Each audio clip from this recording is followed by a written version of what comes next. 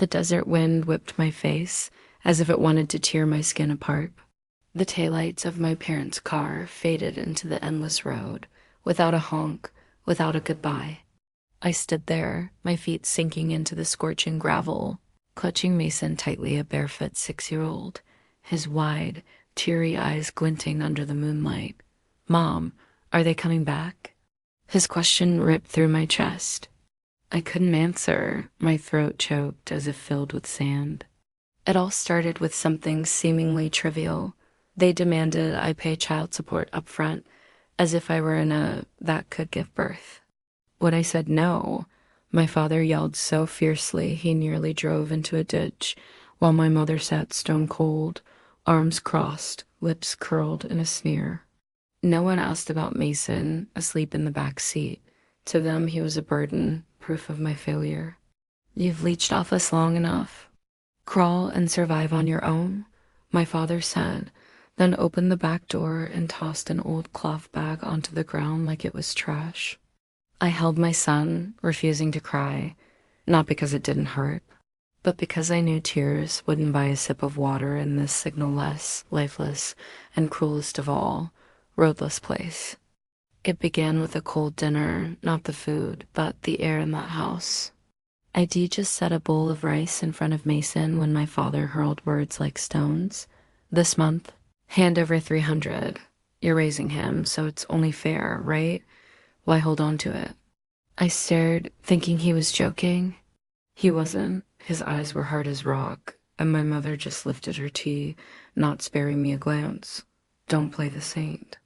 "You owe us your whole life, Tessa," she said, her voice light as a paper cutter. I gave a bitter laugh, trying to stay calm.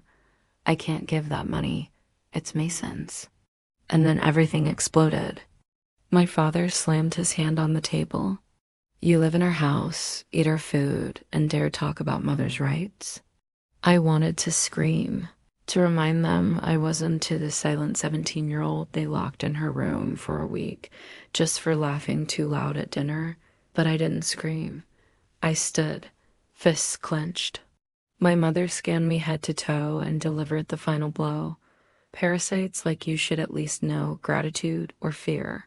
Those words woke me up. For years, I tried to prove my worth working 2 jobs, studying accounting online at night, raising Mason without a cent from them. But to them, I was still a debt unpaid. No matter what I did, how good I became, they never saw me. Because they never wanted to. The bitterness wasn't about the money. It was the truth. My parents never saw me as their daughter. I was a tool. A name in the family registry to exploit.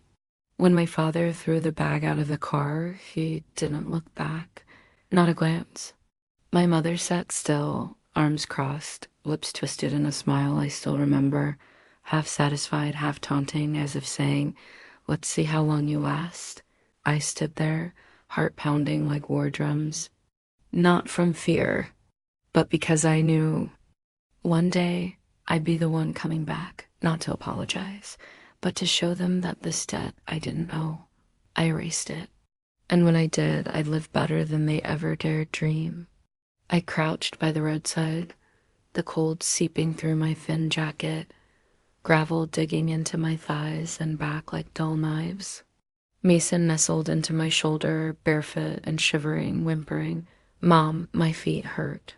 I pulled out my old high school ballet flats from the bag, the ones my mother called useless, not pretty enough for church, and slipped them on his feet. They were comically big, but better than hot gravel. He stopped complaining, just nodded quietly, as if he knew whining would only worry me more. I zipped up my jacket, wrapping us both in it like a shared blanket. My eyes were dry, incapable of tears, because tears wouldn't solve hunger or fend off the too May desert cold. I thought about the bag one, half-eaten granola bar and an opened water bottle. I wanted to save it for him, but I knew if dawn didn't come soon, I wouldn't have the strength to stand. No cars passed, no signal. Not even the wind's howl felt like anything but distant mockery. I imagined a headline, Single mother and 6-year-old son die of starvation on Route 96. Cause, refusing to pay parents. It sounded like a sick joke, but it stung. I used to be the good girl, the one who thought if I tried hard enough, they'd see my worth. But in that pitch black night, I realized the only value they saw in me was my wallet and obedience. The moment I said no was the moment I was cut from the family. And that same night, as I shielded Mason with everything I had, I swore if I survived until morning, I wouldn't just live day to day. I'd live to prove not to them, but to myself and the boy sleeping in my arms, that we deserved more. And one day, I'd make them remember the night they lost everything in the exact way they thought I'd never dare. I don't recall how long I sat by the road, only that time seemed to dissolve in the wind. Then, at some point, the sound of brakes echoed from afar. An old pickup stopped a few meters away, the window rolled down, and a gravelly female voice called out, "You and your kid, okay?" I tried to speak, but my throat was parched. Mason was still curled up, clutching my shirt like he feared I'd vanish. "Car broke down," I lied. The woman didn't press, just nodded and opened the door. "Get in. I won't ask twice." The truck smelled of mint and engine oil, warmer than any room I'd been in lately. Her name was Sandra. Salt and pepper hair in a neat bun, worn denim shirt, eyes neither soft nor cold. She handed me a water bottle and a packaged muffin, then drove on without asking, "How'd you end up like this?" That silence touched me most. No need for reasons, no conditions. She saw people and helped. At her small house behind an auto shop, she gave me a thin blanket and said, "Stay tonight. Tomorrow, if you won't work, I've got some." Then she walked off, letting me absorb that unexpected kindness. I carried Mason to a tiny room with a fold-out bed and faded curtains where the soft light felt seen. I didn't sleep that night. I watched Sandra through the door crack, a stranger sitting alone at her kitchen table, reading a newspaper and sipping coffee, as if saving a mother and child from the desert was routine. And I realized some people not bound by blood treat you like they know what it's like to be abandoned. I don't know what she saw in me, a disheveled woman, tattered, with a son in oversized shoes.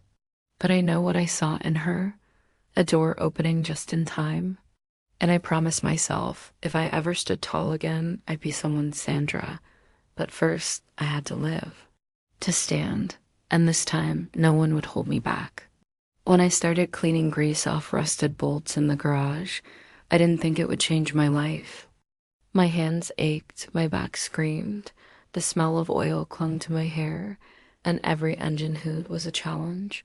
But strangely, I could breathe. No one yelled at me for messing up. No one made me kneel and apologize for not being good. Here, I just had to learn. Do well, great. Not yet, keep learning.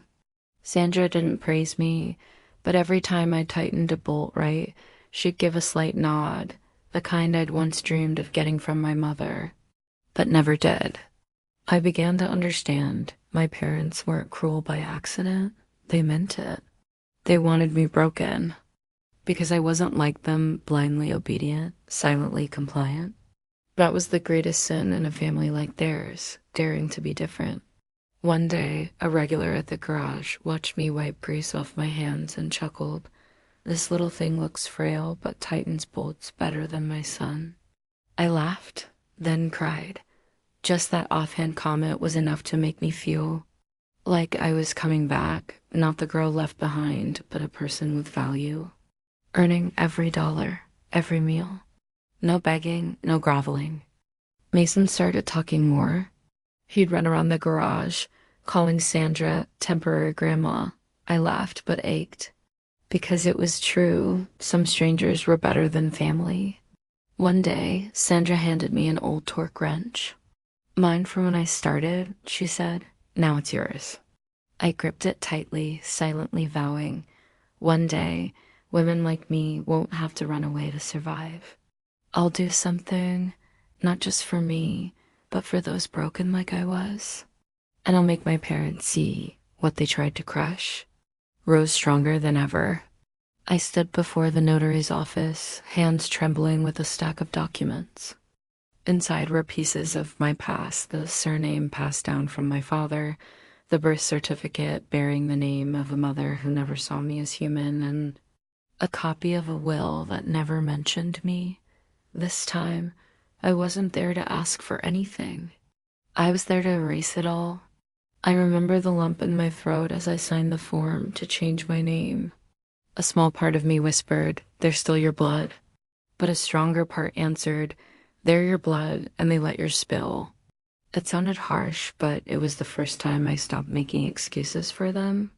When the clerk asked if I was sure about cutting all ties, renouncing inheritance or any future legal connection, I didn't hesitate. "Absolutely," I said. "I've lived without them. I can die without them knowing." Her face froze briefly, but I felt lighter than ever. I left with a new name, not fancy or grand, but mine. No longer the name my mother screamed to shame me, or the surname my father said I didn't deserve. I sent a copy of the name change to their lawyer, not to spite them, but to show them the power they once held over me was gone. I no longer belonged to them, and they no longer had the right to define me. Sometimes cutting ties isn't about revenge. It's about saving yourself. I found the letter in Mason's backpack while packing for our first mother-son trip. Folded neatly, smudged with ink from his sweaty hands, each scrawled line squeezed my heart. "Dear Grandma and Grandpa, I'm Mason. I don't know why you don't love my mom. She's the best person in the world. If you say sorry, I think she'd be happy. I want grandparents like my friends have." I almost cried, then laughed. Laughed because that tiny heart still believed in something I'd long given up on a sincere apology. I didn't send the letter. I kept it, not to punish them, but because I knew if they had hearts, they wouldn't need a letter to see what they'd lost. They called me a burden. But watching an 8-year-old write a plea for reconciliation to people who never held him once, I knew love doesn't need to be taught, only seen. Mason saw me, loved me, believed in me, things my parents never did. I tucked the letter between my master's degree, a milestone I earned while raising him, working nights, and studying. If they ever try to reclaim a place in my life, I'll show them. This is the only thing my son ever wrote to you, and the last words we'll give to the past. I returned to that house on a cloudy morning. No tears, no accusations. Just a box of documents and a heart done waiting. The iron gate still creaked, just like the day they pushed me out of their lives. My father saw me from the window, his eyes flickering between surprise and irritation, as if I were an old debt come to collect. I didn't sit, didn't ask how they were. I set the box on the coffee table, copies of bills I paid myself, Mason's hospital fees from his birth, grad school tuition, proof of the startup I built from nothing, and a copy of Mason's unsent letter, the one I kept beside my diploma, a reminder of what they lost. My mother picked up the letter, hands trembling but eyes dry. My father stayed stone-faced, as if any change in me was just an act. I looked at them one last time. No bitterness. No need for their approval. It was time to bury that past. "I don't think I'm better than anyone," I said evenly. "I just know I'm free. And that's something no one in this house ever gave me." I walked out. No one stopped me. But this time, I was the one closing the door, not being pushed out, and the sweetest part. I'd rewritten my life with the hands they said were only good for cleaning. I stood on the simple wooden podium at the Single Mother Center, where the ceiling still leaked and kids' cries echoed from the next room. But here I wasn't ashamed. I belonged. Before me were a dozen women, some holding babies, some with bruises on their necks, some looking at me with eyes half doubting, half hoping. I understood them. I'd sat in their place, hands shaking over an 8 application, avoiding gazes like I was a failure. I used to think I was only good at running away, I began, my voice still hoarse from a talk at a nearby high school the day before. But I'm better at this. I didn't abandon myself. They were silent. Some nodded.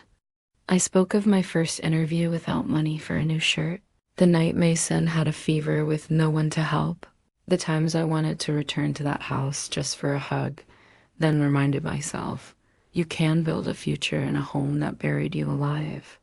A young woman, barely 20, approached me after. I thought I was weak, she said, but I think I'll be okay. And I knew then my journey wasn't just about surviving. It was about paving a path for others to believe they deserved a different life. As I left the center, the desert wind swept through. But this time, it didn't claw or carry pain. It felt like an old friend's pat on the shoulder, saying, "You've come far, Tessa, and this time, you're heading toward freedom." I used to think family was where you returned after every storm. No one told me some storms start under your own roof. My mother, who should have held me when I fell, was the first to say, "You made your bed, now lie in it." And my father, who once carried me to the doctor as a child, later slammed the door without a word when I came back with bruises and red eyes. That rejection, cold as if I were a returned item, no label, no taker. But strangely, strangers reached out, like the cafe owner where I washed dishes, quietly slipping extra tips into my bag when she saw me wasting away. Or the skills class teacher who messaged me after a session, "I see you've got a knack for organization. Ever thought about event planning?" That small comment flipped a switch. I started studying online at night, watching Mason while planning a wedding for a couple with no family, just friends and me, coordinating from afar. I realized sometimes you have to rebuild yourself like a house from rubble. Not easy, not quick, but real. And every stranger who crossed my path became a new brick in that foundation. Now, if someone asks, "What's family?" I won't point to a house, but to my heart. Because real family isn't T where you reborn and S where you re-chosen to become yourself, fearless.